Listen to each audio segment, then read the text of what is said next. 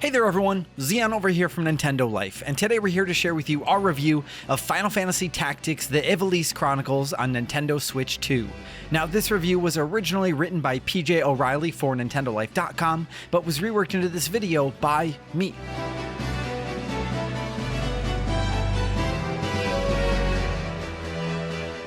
Final Fantasy Tactics is probably, all things considered, our reviewer PJ's favorite Final Fantasy. This is a game that gives you the tight, strategic combat that you want, whilst delivering a world, characters, and story that fit into the overall Final Fantasy vibe incredibly well. The narrative, which sees you slip into the shoes of Ramza, is an epic one, make no mistake. It's got all the twists and turns you'd expect, and a few more besides, making it easier to get into the groove of. In serving up its fantastic story in such a direct and effective way, and in delivering the combat goods upon its lovely little miniature rotating battlefields, this game is just a winner in every conceivable way. We thought it was perfect in 1998 and loved returning for the War of the Lions PSP version back in 2007, an upgrade that added new characters, plot points, and jobs to proceedings. It's just one of those incredibly Moorish, flexible, and deep turn-based efforts, the sort of thing you can replay many times over just to test new tactics. Of course, now we're bringing up the War of the Lions quite awkwardly here, because the stuff that it added is actually cut from this new version of the game. While some of the essence of the story has made its way back in the form of a retouched narrative for the Ivalice Chronicles version. So yeah, you actually are losing all of the stuff that you were probably worried about, but you're also getting a version of the game that looks and feels as though it's been tightened up and smartened across the board in ways that make it hard to criticize otherwise. This new edition gives you two versions of the game to play with. The Ivalice Chronicles is an enhanced version, which affords you all the new features, whereas the classic version presents the original game with only minor quality of life changes. Simple enough, however, there's more to it than that. The classic version here uses the War of the Lions script, whilst the enhanced edition settles on a hybrid affair. You still aren't getting any of the characters or jobs from War of the Lions back, but playing through the enhanced version, we've been impressed by how much work has been put into it. This isn't some lazy, slapdash, cut content affair. We all know the game has been painstakingly rebuilt due to issues with the source code, but with the addition of full voice acting, which is easily the biggest and best addition here. There's also been a lot of clever tinkering with the dialogue. It now flows better, it's been cleaned up and made more easy to parse, and we can imagine to perform for the talent involved. And they've really gone all out in this regard. They've even got that Ben Starr guy. At this rate, maybe he really will make his way into something Final Fantasy VIII related someday too. It really can't be overstated what a difference it makes to hear the words not just spoken, but acted out so well. It's emotional, and it drives home just how great of a job they did the first time around in giving us a rich and absorbing spin-off. In terms of the Ivalice Chronicles' otherwise noteworthy changes, you get delicately enhanced looks, now wonderfully crisp and clear, and it's a delight to see little touches such as the sunlight pouring through a window, or dust and other little bits of volumetric fun floating around in the air whilst conversations and battles take place. It's nothing that's going to make your jaw hit the floor. There's no work for ray tracing or any of his pals here, but it delivers exactly what it intends to in a way that doesn't mess with the classic vibes, and it performs beautifully in both docked and handheld while it does so. With regards to gameplay, the biggest changes have happened pre-battle. Here, you are now free to select characters and drop them into position on the map, a map that you can now also cursor around freely, hovering over enemies for details and so on before the action kicks off.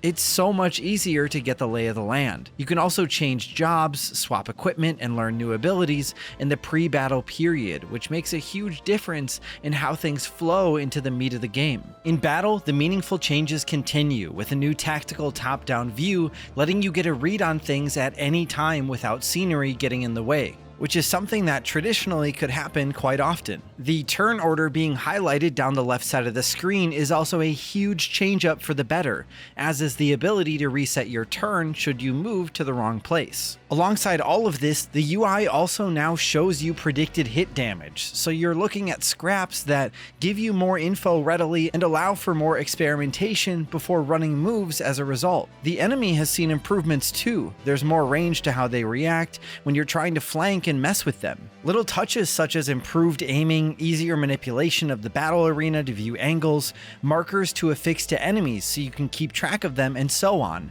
add up to a game that feels genuinely fresher. It's a notable improvement on something that was already fantastic, and that's saying something. The frequency of random battles as you travel has been lessened as well. You can also freely skip out of those, choosing to flee rather than engage, which is great for players who just want to get on with the main thrust of things, rather than knowing that a play session will force extra encounters on you that may hold meaningful progress back. In the enhanced version of the game, you also get autoplay, fast forwarding through enemy turns, and skipping dialogue and cutscene options that you'd expect in this day and age. So the momentum of the game can be controlled to a greater extent here, which marries very nicely with Switch 1 and Switch 2, bringing all of this to you in portable form. It's just an easier game to play in bursts, especially given you can now save at your leisure. Oh, and we should mention, there's that one character who was sort of ruined by how late they showed up to the party in the original version. Well, now they get introduced a lot quicker. And where there was only one difficulty setting to choose from originally, the Ivalice Chronicles gives us 3, Squire, Knight, and Tactician. We've played through the game on Knight, which is a smoothed version of the original difficulty, and it feels slightly less frustrating, a little easier than we remember it being, so if you've played before, you might want to jump to Tactician straight away.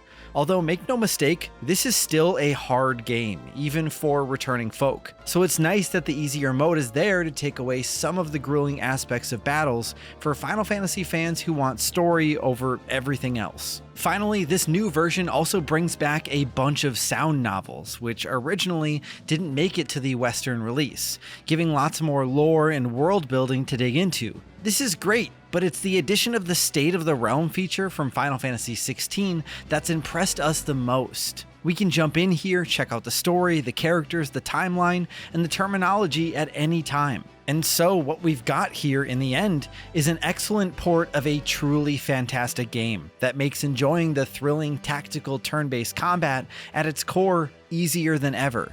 It tweaks things to make them smarter, it gives you more options to stop and take stock, and we love how it's hybridized things for the most part with the story. For newcomers, we've got zero reservations in recommending what's here. It sits happily alongside Triangle Strategy, Valkyria Chronicles, XCOM, all the tactical titans of this genre as a must-play, and it's an adventure that's lost none of its impact over the years. Final Fantasy Tactics: The Ivalice Chronicles cuts character and job content from the War of the Lions PSP version, and it's a shame. However, if you can put this one issue aside, you've got a fantastically thoughtful revamp otherwise. Meaningful quality of life changes meld with delicate gameplay nips and tucks, CPU enemy tune-ups, and a smoother flowing experience overall to deliver a game that's pretty much impossible to knock. Fans will be fully absorbed into the story all over again, enjoying the new flow of the narrative, and experiencing the whole thing so wonderfully well acted. Newcomers who are less likely to be bothered by the missing content can experience one of the all-time great tactical RPGs looking and playing better than ever. We here at Nintendo Life give Final Fantasy Tactics: The Ivalice Chronicles on Nintendo Switch 2 a 9 out of 10. Let us know what you think in the comments down below. Did you play Final Fantasy Tactics back when it first released on the PlayStation 1 or got re-released on the PSP or maybe even on your phone? Let us know. And of course, if you enjoyed this video and you want to see more videos like this, then why don't you job change that subscribe button and then ring that notification bell to be notified whenever we put up new videos like this. Thank you all so much for watching, and thank you to PJ for getting truly stuck in Final Fantasy Tactics for us all. I'm Zion from Nintendo Life. Stay safe out there, and we will see you all next time.